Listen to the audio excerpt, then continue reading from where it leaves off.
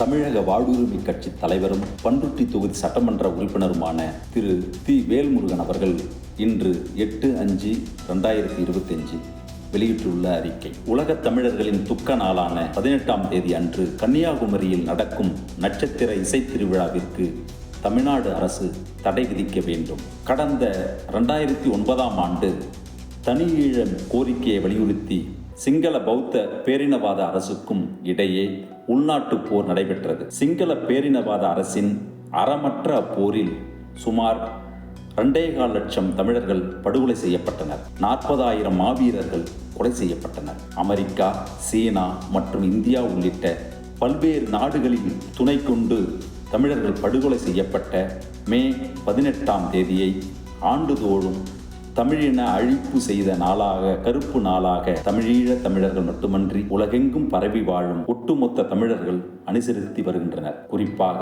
மே 18ஆம் தேதி அன்று தமிழ்நாட்டில் உள்ள தமிழக வாழ்வுரிமை கட்சி உள்ளிட்ட அரசியல் கட்சிகள், அரசியல் இயக்கங்கள், மனித உரிமை ஆர்வலர்கள் என பலரும் துக்க நாளை அனுசரிப்பதோடு வீர மரணமடைந்த போராளிகளுக்கு அஞ்சலி செலுத்தி வருவது வழக்கமாகும். இச்சூழலில் கன்னியாகுமரி சிவந்தி ஆதித்தனார் கல்லூரி திடலில் நடிகர் விஷால் உள்ளிட்ட தமிழ் திரைப்பட நடிகர்களை வைத்து மே 18 அன்று நட்சத்திர இசை திருவிழாவை நடத்த இருப்பது கடும் கண்டனத்திற்குரியது. மே 18 அன்று ஒட்டுமொத்த தமிழர்களும் துக்க நாளை அனுசரித்து தமிழீழ போரில் உயிரிழந்த போராளிகள் மற்றும் தமிழீழ தமிழர்களுக்கு அஞ்சலி செலுத்துகின்ற நிலையில் அந்நாளை இசை திருவிழாவின் வாயிலாக கொண்டாட்ட நாளாக மாற்ற முயல்வது ஏற்புடையது அல்ல.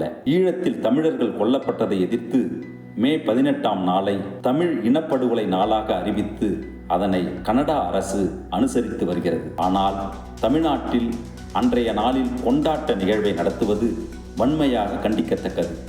எனவே உலக தமிழர்களின் துக்க நாளான 18ஆம் தேதி அன்று கன்னியாகுமரியில் நடக்கும் நட்சத்திர இசை திருவிழாவிற்கு தமிழ்நாடு அரசு தடை விதிக்க வேண்டும் என தமிழக வாழ்வுரிமை கட்சி கேட்டுக்கொள்கிறது.